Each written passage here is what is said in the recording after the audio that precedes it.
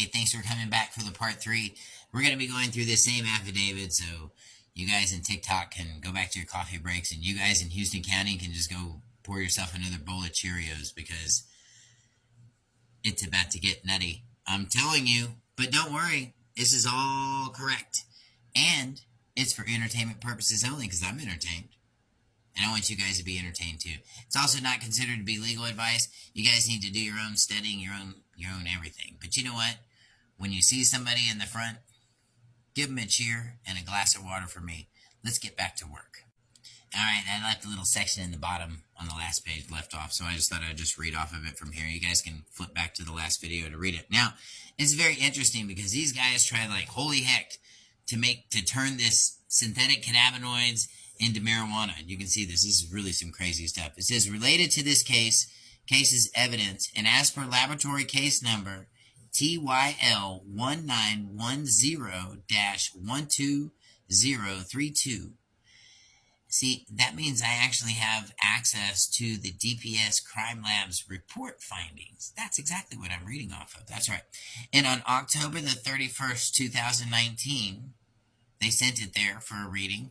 And then again, well, and the reason they sent it there is because they told them to come pick it up. They closed it, and they said, we're not testing anything. Come pick this up. This is dumb. And they got mad. They weren't trying to hear that. And so they went back up there to go do it again. They said to call Dan Patrick's office or something. He probably would have jumped on board with this. But they didn't, and here we are.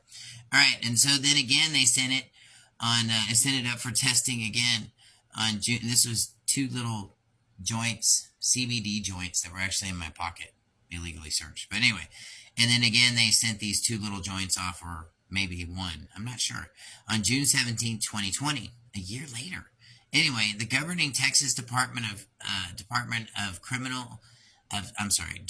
Safety Crime Laboratory determined closing testing without analysis, and the second time around it said testing to determine the concentration of delta-9 tridocannabinol cannot be performed by this laboratory at this time. That means they didn't test it then either. So we don't have drugs, and these turkeys actually sent it off to some probation office for them to test it. But the problem is that for the state of Texas to get involved in a drug case, the state of Texas has to say you have drugs.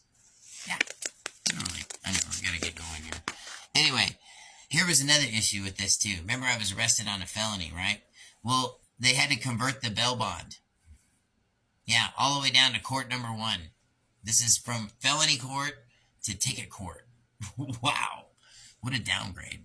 Anyway, but they didn't change the bond. That was okay. It says, and so number 4 here, conversion of the bail bond is limited under Texas Penal Code section 1244 to only conversions from state jail to a state jail felony to a misdemeanor are permitted. And because the state was not ready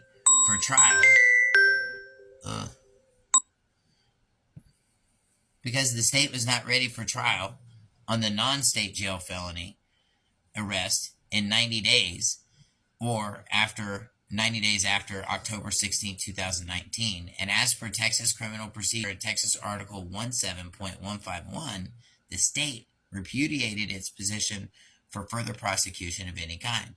See, what happened was they decided they were going to sit on this case for like a year and a half and then convert it to a misdemeanor case. You can't do that, and you can't keep somebody out on bond for that long, irregardless of the 2-year statute of limitations, which is expired too. It's a silly day.